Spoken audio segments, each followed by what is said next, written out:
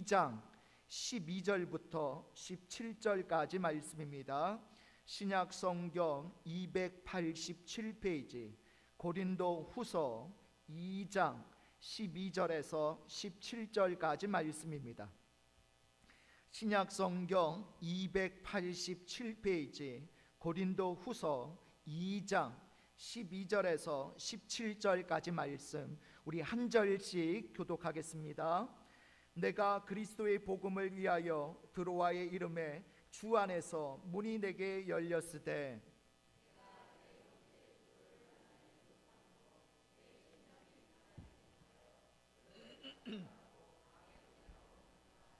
항상 우리를 그리스도 안에서 이기게 하시고 우리로 말미암아 각 처에서 그리스도를 아는 냄새를 나타내시는 하나님께 감사하노라.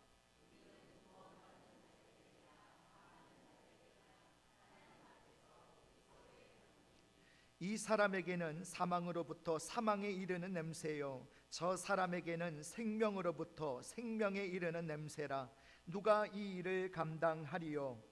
우리는 수많은 사람들처럼 하나님의 말씀을 혼잡하게 하지 아니하고 곧 순전함으로 하나님께 받은 것 같이 하나님 앞에서와 그리스도 안에서 말하노라. 아멘. 오늘 말씀의 제목 따라해 보실까요? 그리스도의 향기로 삽시다. 그리스도의 향기로 삽시다. 어느 한국 유학생이 겪은 이야기라고 해요. 하루는 편지를 붙이기 위해서 우체국으로 가고 있는데 강아지 한 마리가 졸졸 따라오더랍니다. 이 학생이 쫓으면 멀리 도망가다가 다시 뒤를 따라오고 계속 그러더라는 거예요. 우체국에서 기숙사로 돌아온 이 학생이 곰곰이 생각을 해봤답니다. 처음 본 강아지가 왜 나를 그렇게 졸졸 따라왔을까? 그때 불현듯 머리에 스쳐가는 생각이 하나 떠올랐습니다. 그래서 급히 부엌으로 가서 아침에 국에 끓여 먹은 통조림 깡통을 유심히 살펴보았더니 그 통조림 깡통에 개 그림이 그려져 있고 개밥이라고 그렇게 쓰여져 있더라는 거예요. 그제서야 왜 개가 그렇게 자기를 졸졸 따라왔는지 알게 된 거죠. 아침에 먹었던 음식이 개가 좋아하는 음식이었던 겁니다. 개가 좋아하는 음식을 먹으니까 자기 몸에서 개가 좋아하는 음식 냄새가 풍겨났고 그 냄새를 맡고는 강아지가 그렇게 졸졸 따라왔던 거죠. 여러분, 모든 사람에게는 그 사람에게서만 나는 체취가 있습니다. 또한 그 사람에게서 풍겨나오는 냄새가 있는데 어떤 냄새를 풍겨내느냐에 따라서 그 사람 주변에 몰려드는 사람도 달라지게 됐죠. 여러분, 술을 좋아하는 사람들은 나는 술을 좋아하는 사람입니다 라고 광고하지 않아도 술 친구들이 몰려듭니다. 도박을 좋아하는 사람들에게는 도박을 좋아하는 사람들이 몰려들고 음악을 좋아하는 사람들에게는 음악을 좋아하는 사람들이 몰려들죠. 학생들도 보면요, 놀기 좋아하는 학생 주변에는 놀기 좋아하는 친구들이 많고요, 공부를 좋아하는 학생 주변에는 공부 잘하는 친구들이 많습니다. 그것은 그 사람의 성품과 인격과 삶에서 풍겨지는 그런 삶의 냄새 때문에 그렇게 되는 거죠. 오늘 우리가 읽은 본문에서는 우리 신앙인들을 가리켜서 그리스도의 향기라고 말하고 있습니다. 자, 오늘 본문 말씀의 배경은 이렇습니다. 바울이 제2차 전도 여행 때에 고린도에서 복음을 전했는데 그 후로 이 고린도에서 들려오는 소식들로 인해서 매우 가슴이 아팠습니다. 바울은 1년 6개월 동안 고린도에 머물면서 복음을 전했습니다. 아굴라라고 하는 사람의 천막 공장에서 노동자로 일하면서 복음을 전하는데 유대인들의 방해와 박해가 굉장히 심했어요. 유대인들의 박해로 인해서 마음이 약해진 바울에게 하나님께서 용기를 주신 말씀을 통해서 우리는 바울의 고린도 사역이 얼마나 힘든 것이었는지를 짐작해 볼 수 있습니다. 자, 하나님께서 바울에게 이런 말씀을 주셨어요. 우리 사도행전 18장 9절 10절 우리 두 절을 같이 했습니다. 시작. 밤에 주께서 환상 가운데 바울에게 말씀하시되 두려워하지 말며 침묵하지 말고 말하라. 내가 너와 함께 있음에 어떤 사람도 너를 대적하여 해롭게 할 자가 없을 것이니 이는 이 성 중에 내 백성이 많음이라 하시더라. 아멘.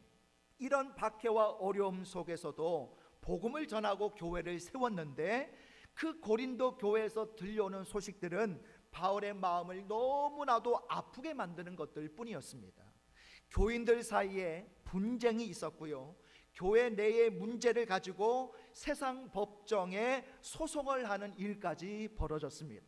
거기에다가 많은 은사를 받은 것을 제대로 감당하지 못하고 은사로 인해서 고린도 교회가 굉장히 혼란스러웠을 뿐만 아니라 성적인 부도덕한 모습들이 교회 안에서 용납되는 그런 문제들이 일어나고 있었다는 거예요. 처음으로 그들에게 복음을 전하고 교회를 세웠던 사람으로 그런 소식들이 들려오니 어찌 바울의 마음이 아프지 않을 수 있었겠습니까? 그래서 바울은 이 고린도 교회에 편지를 쓰게 됩니다. 여러 가지 문제 때문에 갈등하고 어려움을 겪고 있는 고린도 교회 교인들에게 바른 신앙을 교훈하면서 그들의 잘못된 점들에 대해서 책망도 아끼지 않았습니다.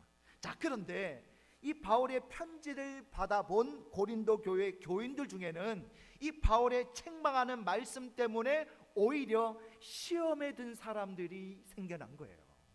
그것이 바울의 마음을 더욱 아프게 만든 거예요. 그래서 바울은 다시 한번 이 고린도 교회를 방문을 하게 됩니다. 그게 두 번째 방문인데 성경학자들은 이 바울의 두 번째 고린도 교회 방문을 눈물의 방문 또는 가슴 아픈 방문이라고 말을 합니다. 그러나 바울의 가슴 아픈 방문은 바울을 더욱 가슴 아프게 만들고 말았습니다. 고린도 교회를 어지럽게 만들었던 유대주의자들이 이 고린도 교회 주된 세력으로 등장을 하면서 바울을 적대시하고 말았기 때문이에요. 바울의 이러한 두 번째 방문은 그렇게 가슴 아픈 방문으로 끝나고 만 것입니다.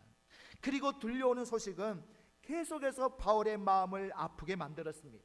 고린도 교회 내에 있던 거짓 교사들이 있었는데 이 거짓 교사들이 사도 바울의 사도성에 대해서 의문을 제기하면서 사도 바울과 고린도 교회 교인들 사이를 이간질하고 있다라는 소식을 듣게 되었기 때문입니다. 자, 그래서 바울은 이 고린도 교회를 다시 한 번 더 방문해야겠다라고 생각을 하게 돼요.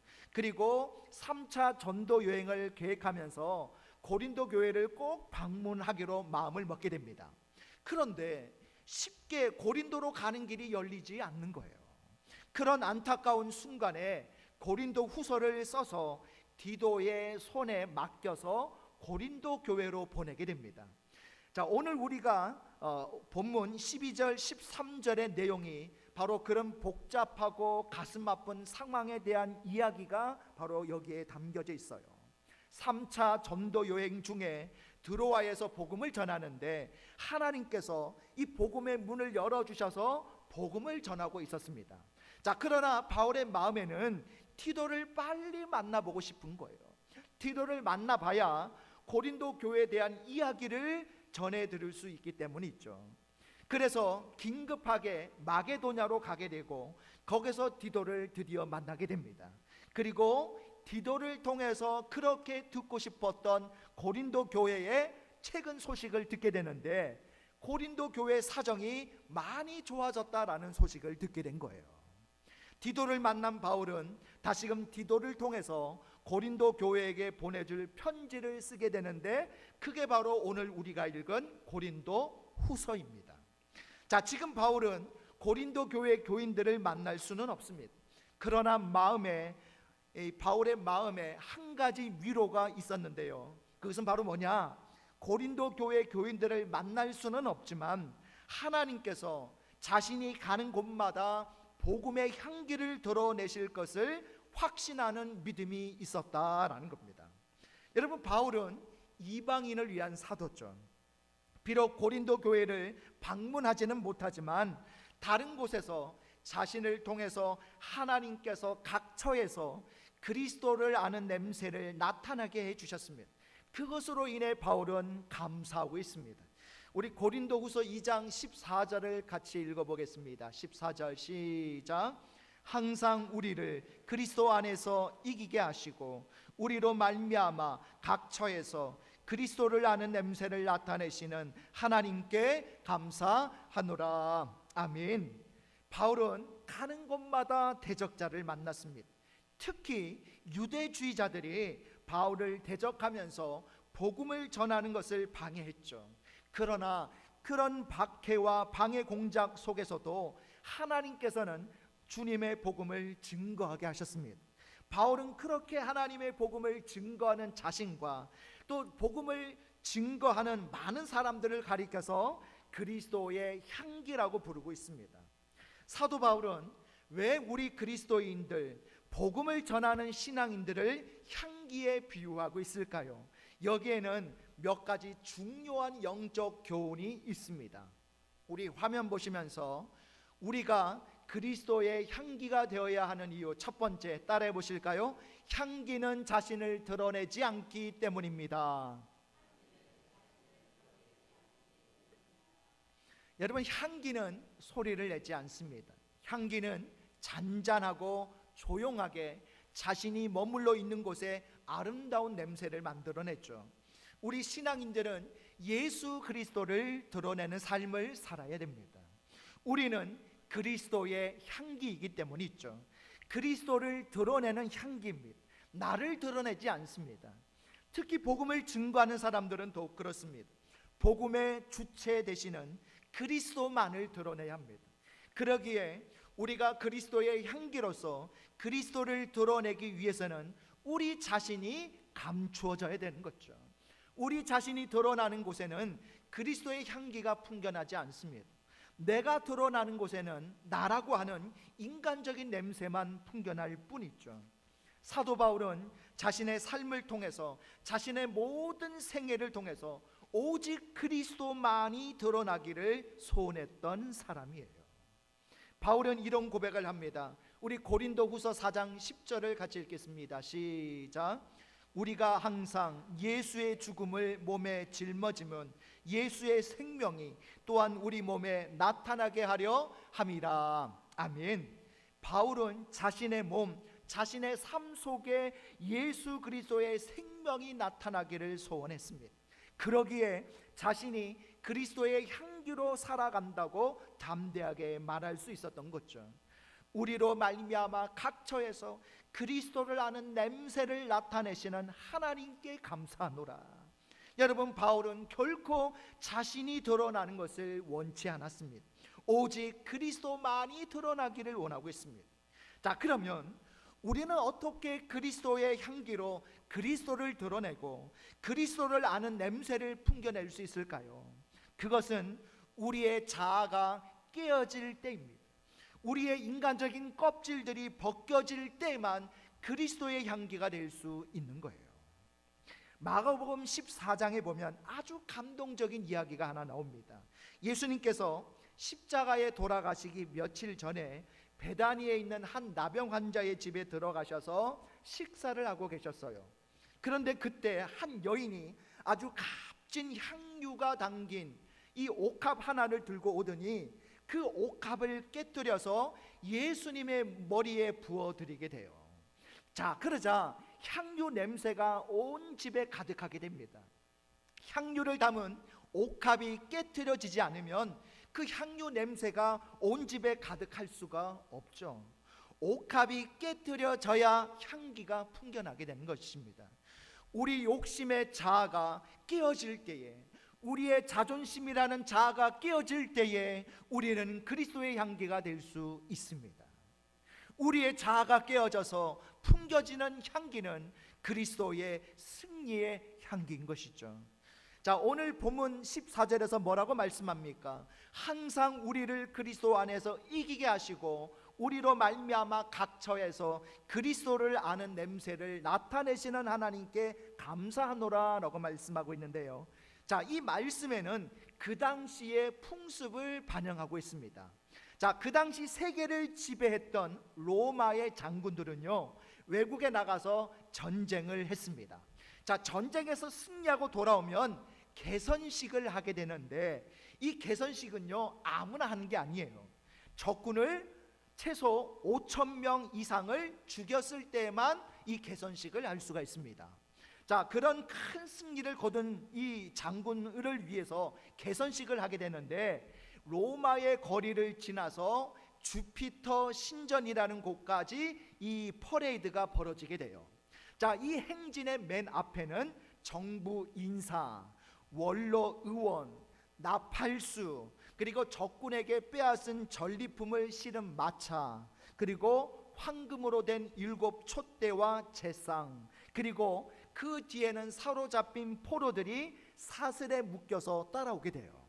그리고 그 뒤를 이어서 회초리를 든 병정들과 이렇게 악사들이 따라오게 되고, 그 뒤에는 제사장들이 향기로운 향을 태우면서 그 향기를 뿜으면서 따라가게 됩니다. 그러면 그 향기가 연기처럼 어떻게 돼요? 뒤로 흘러가게 되죠. 그러면 그 연기 속에 누가 나타나느냐? 바로 오늘의 주인공, 바로 이 형력한 공을 세운 개선 장군이 이제 짜잔 하고 나타나는데, 말 4마리가 끄는 마차를 딱 타고요, 형력한 공을 세운 그날의 주인공인 개선 장군이 이렇게 쫙 버티고 서가지고 번쩍번쩍 빛나는 옷을 입고 나타나게 되는 거죠. 개선 장군 앞에서 향기가 퍼져 나오게 되는 것입니다. 그리고 그 뒤에는 여러 장수들과 용맹스럽게 전쟁터에 나가 싸웠던 전사들이 그 뒤를 이어서 따라오게 돼요. 자, 그래서 로마 사람들은요, 온 거리에 향기가 진동한다 라고 하면, 아하, 지금 승리의 개선식이 벌어지고 있구나 라고 그렇게 다들 알았다고 해요. 그리고 전쟁터에 나가 싸우는 장수들이나 병사들은 이 로마의 거리를 진동하는 그 향기를 맡으면서, 나도 언젠가 그 향기를 품는 사람이 되어야지, 나도 저 개선식의 주인공이 되어야지 라고 결심을 했다고 합니다. 여러분, 사도 바울은 바로 이런 풍습을 생각하며 그리스도를 아는 냄새를 풍기는 승리하는 신앙인들이 될 것을 우리에게 촉구하고 있는 거예요. 여러분은 여러분의 삶의 모습 속에서 얼마나 승리의 향기를 세상에 풍겨내고 있습니까? 얼마나 그리스도를 아는 냄새를 풍겨내고 있습니까? 왜 우리의 모습 속에서, 왜 우리의 삶 속에서 그리스도를 아는 냄새가 나지 않습니까? 그건 나 중심적으로 살기 때문이에요. 나의 욕심이 깨트려지지 않았기 때문입니다. 나의 자존심이라는 껍질이 벗겨지지 않았기 때문인 거예요. 내가 깨트려지지 않았기 때문에 우리 안에 계신 그리스도가 세상의 향기로 드러나지 않는 거예요. 그러므로 우리의 자아가 깨어지고 우리의 인간적인 껍질들이 벗겨짐으로 말미암아 그리스도의 향기를 풍겨내고 드러내시는 저와 여러분 되시기를 바랍니다. 자, 2번째입니다. 우리가 그리스도의 향기가 되어야 하는 이유, 따라해 보실까요? 향기는 온갖 시련과 박해 속에서 더욱 아름다운 향기를 풍겨내기 때문입니다.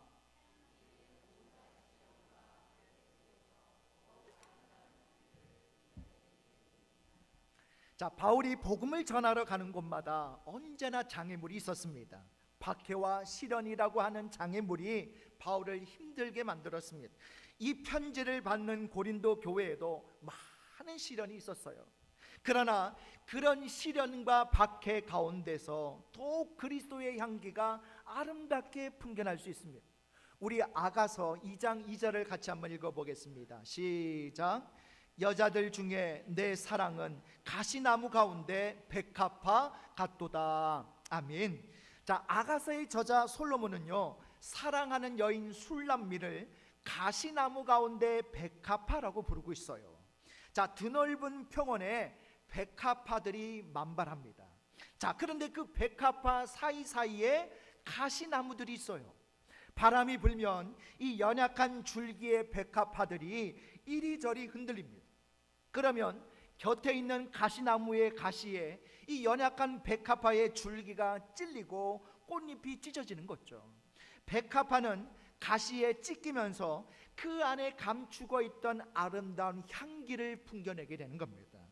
가시에 찔리면 찔릴수록 백합화는 더욱 진한 향기를 풍겨내게 되는 거죠.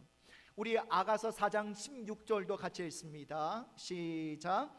북풍아 일어나라, 남풍아 오라, 나의 동산에 불어서 향기를 날리라. 아멘. 자, 북풍과 남풍이 불면요, 골짜기에 있는 백합화는 더욱 심하게 가시나무에 찔립니다. 그러면 더 많은 향기를 드러내게 되고 그 향기는 북풍과 남풍에 실려서 온 세상에 전달되게 되는 거죠. 그러면 온 산마루에 백합화 향기가 진하게 퍼져나가게 되는 것입니다. 그렇습니다. 여러분, 백합화가 아름답다는 것은 그 모양보다는 은은하게 퍼져나가는 향기 때문이죠. 그 향기는 가시에 찔리는 고난을 통해서 아름답게 풍겨나게 되는 것입니다. 그리고 그 향기는 북풍과 남풍이라고 하는 더 큰 시련의 바람이 불어올 때에 더욱 진한 향기로 세상을 향기롭게 만들게 되는 것입니다. 우리 신앙인들도 마찬가지입니다. 신앙인이 진정으로 아름다운 향기를 드러낼 수 있는 것은 평안한 삶을 통해서가 아니에요. 고난이나 시련과 같은 깊은 고통을 통해서 우리는 오히려 그런 삶을 통해 진정 아름다운 향기를 풍겨내게 되는 것입니다. 일반적으로 사람들은 어떤 큰 시련이나 어려움을 당하면 얼굴에 잔뜩 인상을 찌푸리고 보는 이들로 하여금 힘들게 만들죠. 어떤 사람들은 자신이 당한 어려움을 억울하다는 듯이 하소연하기도 합니다. 그러나 그런 모습들 속에서 우리는 아름다운 향기를 발견할 수 없습니다. 진정한 신앙인의 아름다움은요, 아픔이 있어도 믿음의 향기를 바라는 사람, 마음에 큰 상처가 있어도 오히려 사랑의 향기를 풍겨내는 바로 그런 사람에게 오늘 진정한 신앙인의 아름다움이 임하게 되는 줄 믿습니다.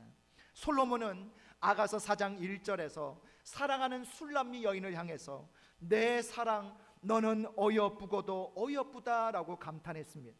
골짜기의 백합화같이 가시에 찔리면서도 은은하게 향기를 드러내고 북풍과 남풍이 불어오는 더 큰 시련 속에서도 그 아름다운 향기로 온 동산을 가득 채우기 때문입니다. 그게 바로 주님의 마음일 것입니다. 고난과 시련 속에서도 아름다운 믿음의 향기, 그리스도를 드러내는 그리스도의 향기를 풍기는 사람에게 우리 주님께서는 내 사랑 너는 어여쁘고 어여쁘다고 칭찬해 주실 줄 믿습니다. 그러므로 온갖 시련과 박해 속에서도 여러분 굴하지 마시고 아름다운 그리스도의 향기를 풍겨내시는 저와 여러분 되시기를 바랍니다. 자, 마지막 세 번째입니다. 우리가 그리스도의 향기가 되어야 하는 이유 따라해 보실까요? 향기는 작지만 세상을 변화시키는 능력이 있기 때문입니다.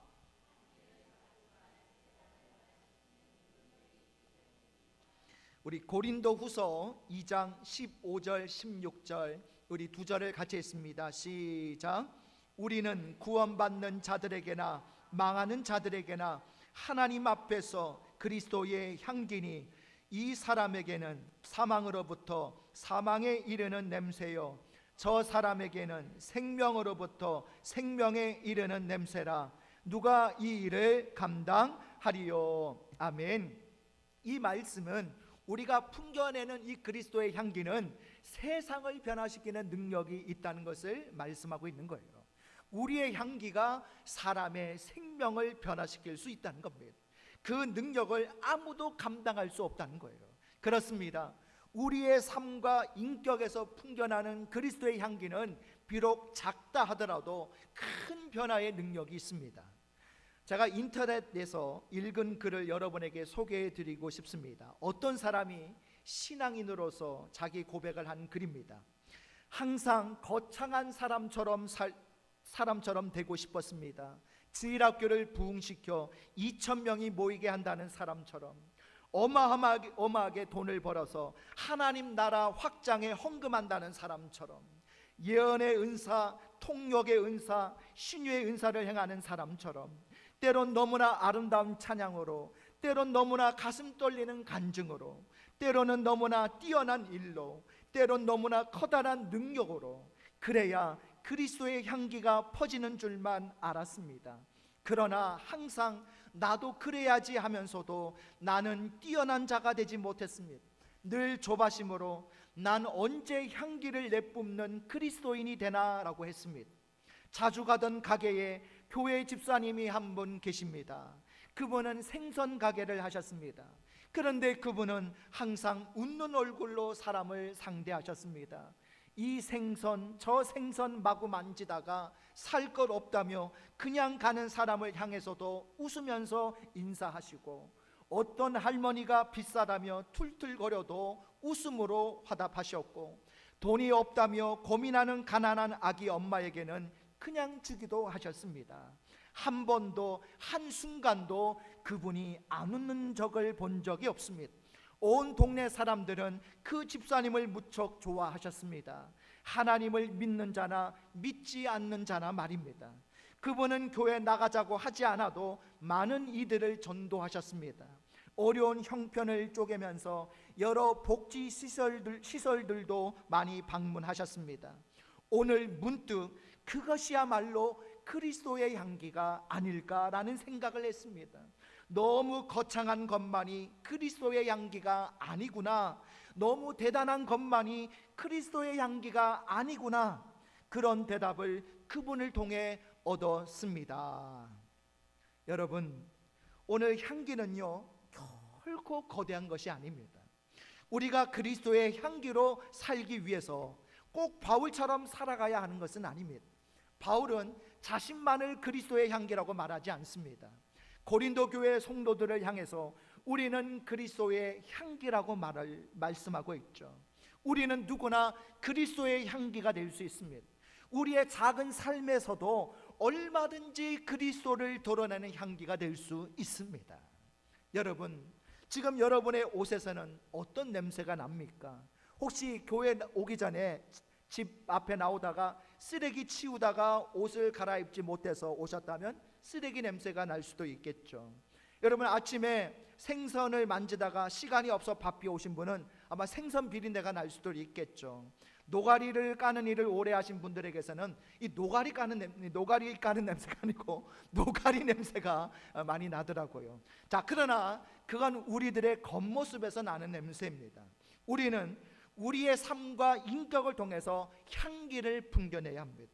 하나님께서 우리를 그리스도의 향기들로 불러주셨기 때문입니다. 그 향기는 보이지는 않지만 결국에는 많은 사람들의 가슴을 감동으로 물들일 것입니다. 작지만 그 향기를 맡은 사람들을 생명으로 변화시키는 능력이 될 것입니다. 이 한 주간 우리는 또다시 많은 사람들을 만나게 될 것입니다. 이 한 주간 우리가 만나는 모든 사람에게 여러분의 신앙과 인격 속에 깊이 배어 있는 예수 그리스도의 향기를 풍겨보지 않으시겠습니까? 우리의 껍질을 깨고 세상을 변화시키는 아름다운 향기를 고난과 시련 속에서도 잔잔하게 풍길 수 있는 귀하고 복된 삶이 되시기를 축복합니다. 우리 말씀을 정리합니다. 자, 우리 화면 보시면서 우리가 그리스도의 향기가 되어야 하는 이유 세 가지 같이 읽습니다. 시작. 향기는 자신을 드러내지 않기 때문입니다. 향기는 온갖 시련과 박해 속에서 더욱 아름다운 향기를 풍겨내기 때문입니다. 향기는 작지만 세상을 변화시키는 능력이 있기 때문입니다. 오늘 이 세 가지의 말씀을 꼭 여러분 마음에 되새기시면서 우리의 남은 생에 그리스도의 향기가 되시기를 주님의 이름으로 축복합니다. 우리 다 같이 일어나셔서 우리 주여 한번 부르시고 합심으로 기도하실 때 두 가지 기도 제목 가지고 기도하기 원합니다. 첫 번째는 우리가 그리스도의 향기로 살아가게 하여 주시옵소서. 두 번째는 그리스도의 향기가 되어 자신이 아니라 주님을 드러내게 하시고 온갖 시련과 박해 속에서도 더 아름다운 향기를 풍겨내게 하시고 작지만 세상을 변화시키는 능력이 있게 하옵소서. 우리 다 같이 주여 한번 부르시고 합심으로 기도하겠습니다. 주여 하나님 아버지, 오늘 말씀처럼 우리가 그리스도의 향기로 살아가기를 원합니다. 그리스도의 향기를 하나님 품어낼 수 있는 그런 하나님의 자녀들 되게 하옵소서. 그리스도의 향기가 되어서 자신이 아니라 주님을 드러내게 하옵소서. 온갖 시련과 박해 속에서도 더욱 아름다운 향기를 풍겨내기를 원합니다. 하나님, 시련 속에서도 믿음의 향기를, 인내의 향기를, 사랑의 향기를 풍겨낼 수 있는 우리가 되게 하옵소서. 비록 우리가 작지만 세상을 변화시키는 능력이 있기를 원합니다. 그래서 하나님, 그리스도의 향기가 생명을 살리고 영혼을 살릴 수 있는 하나님의 통로가 되게 하여 주시옵소서. 사랑의 하나님, 그리스도의 향기로 살아가는 우리가 되기를 원합니다.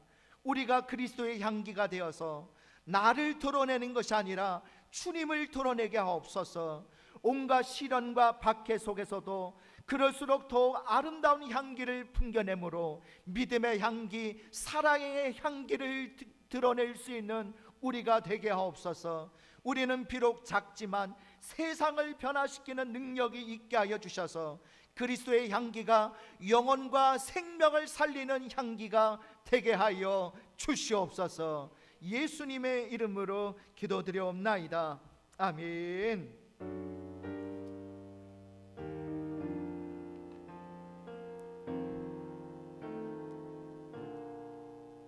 하늘에 계신 아버지, 이름 거룩하사 주님 나라 임하시고 뜻이 이루어지이다. 일용할 양식 주시고 우리들의 큰 죄 다 용서하옵시고 또 시험에 들게 마시고 악에서 구원하소서. 내게 주의 나라, 주의 권세, 주의 영광 영원히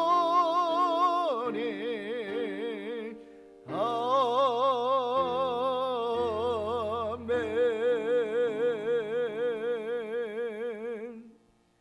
이제는 우리 주 예수 그리스도의 은혜와 하나님 아버지의 무한하신 사랑하심과 성령님의 감화감동 충만하신 은혜와 역사가 그리스도의 향기가 되어 주님을 드러내고 온갖 시련과 박해 속에서도 더욱 아름다운 향기를 풍겨내며 작지만 세상을 변화시키는 능력이 되기를 소원하는 우리 믿음의 권속들 머리머리 위에 지금부터 영원토록 함께 있을지어다. 아멘.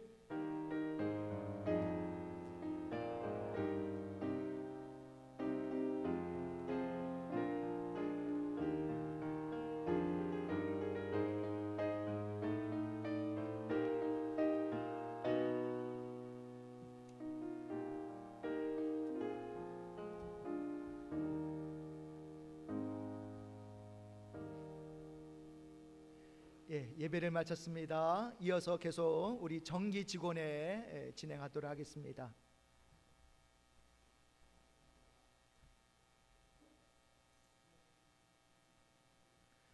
자, 유인물을 나눠주시기 바랍니다.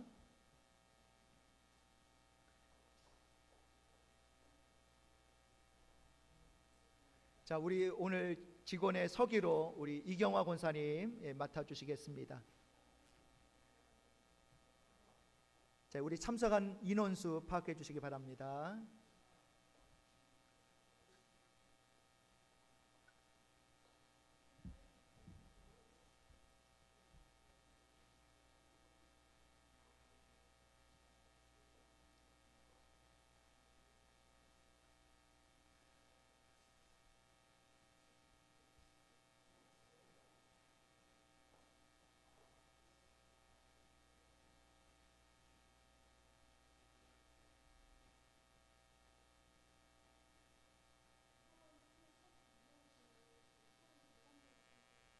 예.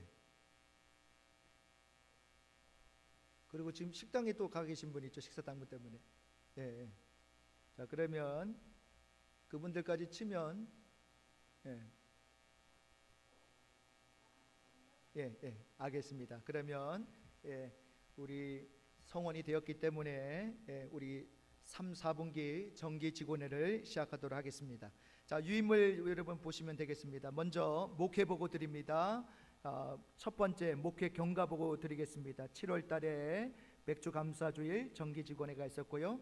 동지방 여름 성경학교 교사 강습회가 은샘교회에 있었고, 여전도에 헌신 예배가 있었고, 또 제가 교사 헌신 예배 설교로 강릉제일교회 다녀왔었고요. 목회자 학예 휴가가 있었고, 8월 달에 남전도의 주최 단합대회, 또 동지방 교회학교 여름 성경학교, 또 동지방 남녀전도연합회 1일 수련회, 나누림교회 입당 예배가 있었고요. 9월 달에는 서울신학대학교 신대원 총동문회 제가 참석을 했었고요. 동지방 교육부 여름 캠프 평가회가 있었고, 또 교회 신바람 프로그램 바람 쐬러 나가요 행사가 이제 9월부터 시작이 돼서 봉평 메밀골 축제 1일 투어가 있었고요. 또 영화 관람도 있었고, 평창감찰 목회자 부부 수양회가 있었고, 교회 텃밭 수확 작업이 있었고요. 교회 계단 보수 공사가 있었습니다. 목회 계획 보고 보시겠습니다. 10월 달에 계속해서 교회 신바람 프로그램 바람 쐬러 나가요 설악산 등산이 계획되어 있고요. 또 우리 3개 지방의 목회자 부부 연합 체육대회가 10월 22일에 있을 예정이고, 우리 지방의 하이교회 설립 감사 예배가 있을 예정이고요.